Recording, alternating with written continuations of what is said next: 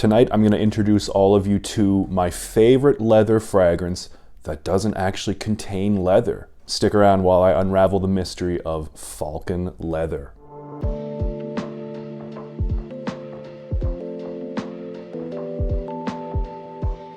Hey, welcome back to Real Scent Review. As I said in the introduction, I'm going to be going over Falcon Leather by Matiere.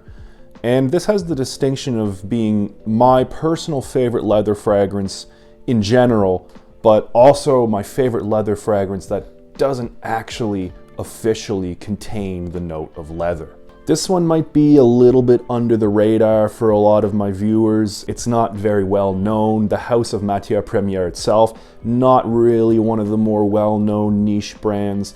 But I gotta say, this one especially is a fine fragrance. Now, Matiere is a niche house. It was created by Aurélien Guichard, who is a, pretty well-known perfumer. And so he went off and created his own house. This one, as well as the other ones that I've tried from the house, are very well blended, great quality scents. And I feel like they deserve a little bit more attention than they currently get, because like I said, they're not that well known. At least not to normal people who are not diehard fragrance fans. If you're really into perfumery, you might have heard of this house before, but the average person probably has not. So let's shed some light on this. Gonna start with the bottle now. It's a very minimalist style bottle. You can see it's a rectangular cube with the smoothed out edges all around. The cap feels maybe like it's semi-hollow, but there's like a little bit of heft to it. Decent quality, slides on half decently. It's not one of those that clicks into place, and it's not magnetic. I don't really care though. I really am not one for presentations much. I like the minimalist quality of this. I gotta say, there's nothing fancy about this. It's just, an unassuming bottle, and it's like just a plain white sticker on the front. Anyway, the moment you've all been waiting for, the most important part, how this actually smells. Let's get a spray out. Oof. Just reminds me, again, why this is my favorite leather fragrance.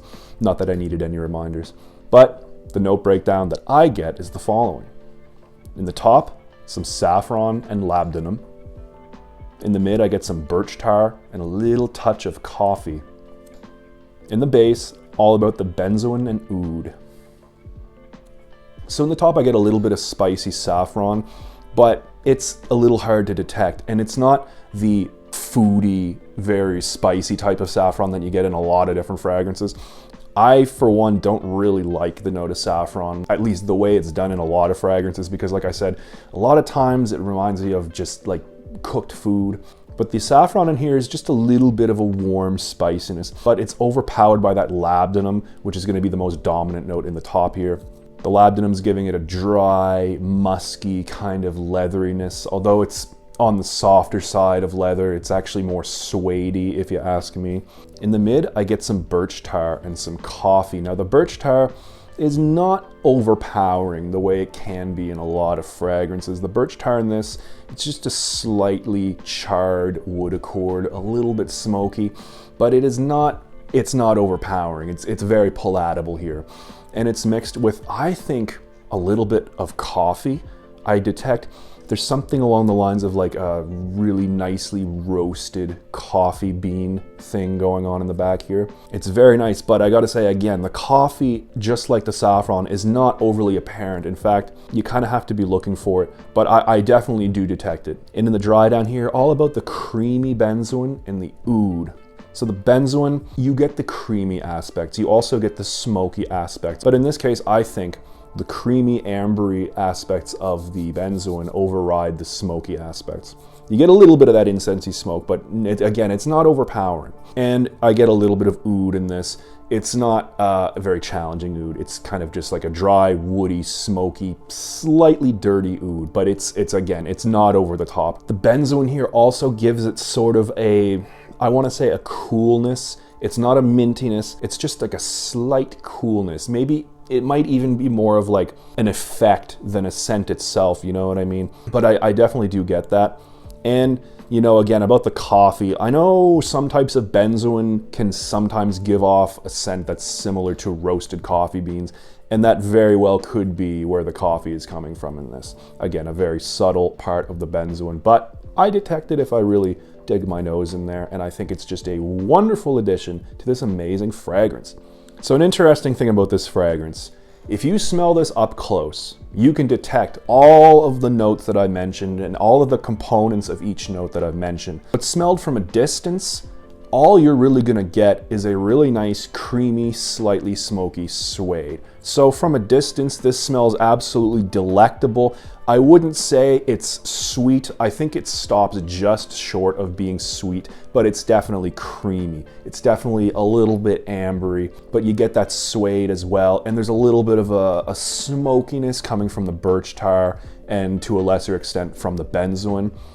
But like I said, if you press your nose up to this, it becomes a little bit more dirty, a little bit more rough. This fragrance is inspired by falconry gloves, the sport of falconry, which is where, you know, people use large falcons to hunt wild animals. And when the falcon comes back to land, the person wears a glove on their hand and the falcon lands on their hand, essentially. So it's a big leather gauntlet, actually, more of a gauntlet than a glove. So although this is supposed to be inspired by, like I said, an animalic smelling falcon leather glove, I don't think it really quite goes that far. But it is nice. Like I said, it's my favorite leather fragrance, but I don't think it's really that animalic. You know, an experienced frag head is not gonna find it offensive.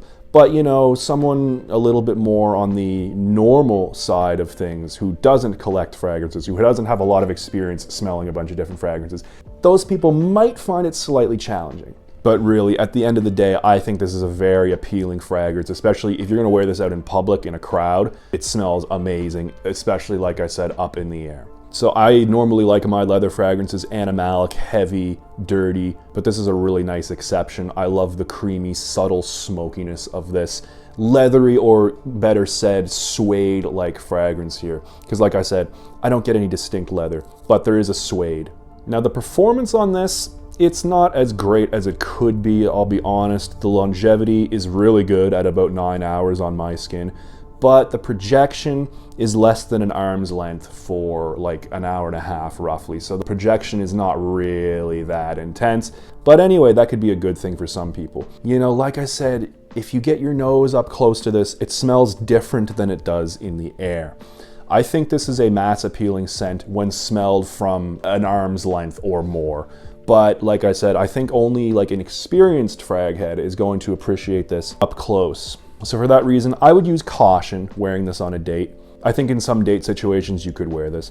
I also think that this would be decent for an office scent in the winter, cooler weather, you know, in the office, as long as nobody's gonna get right up in your face to smell you.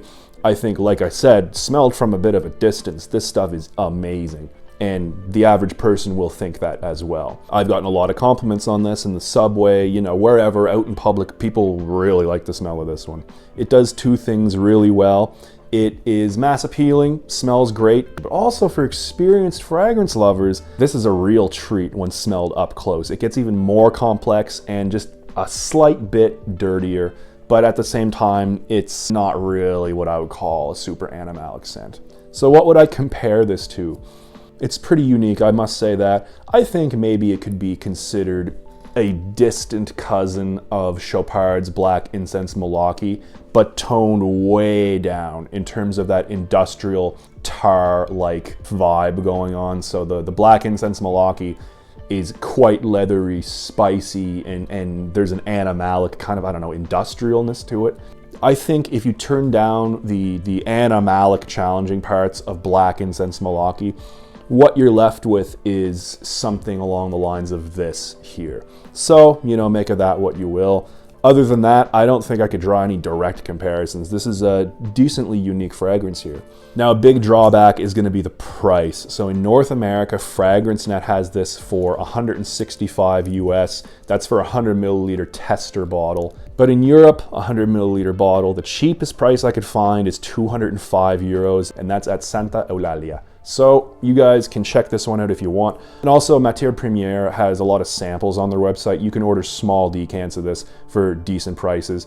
So yeah, if you look, it's not difficult to find samples of this and other Matiere Premiere offerings. And I think, you know, it might be, well, it always is safest to sample before you buy. But I hope you've all enjoyed my review of Falcon leather by Matiere. I hope it's been enlightening to you, and I hope that if you are a suede or leather fan, you are able to get your nose on this, because this is a real treat. Anyway guys, until next time, keep it real.